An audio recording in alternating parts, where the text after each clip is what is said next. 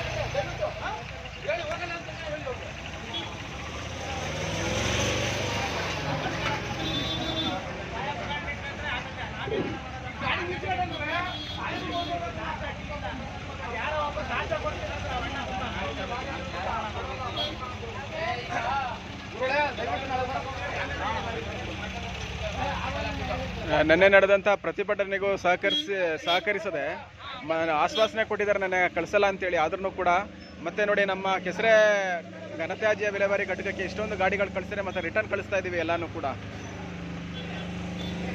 ಗ್ರಾಮಸ್ಥರು ಎಲ್ಲ ಬಡಾವಣೆ ನಿವಾಸಿಗಳು ಸೇರಿ ಗಲಾಟೆ ಮಾಡಿ ಇವತ್ತೆಲ್ಲ ರಿಟರ್ನ್ ಕಳಿಸ್ತಾ ಇದ್ದೀವಿ ಗಾಡಿಗಳು. ನಾಳೆಯಿಂದ ಬರಲ್ಲ ಅಂತೇಳಿ ಮತ್ತೆ ಆಶ್ವಾಸನೆ ಕೊಟ್ಟಿದ್ದಾರೆ.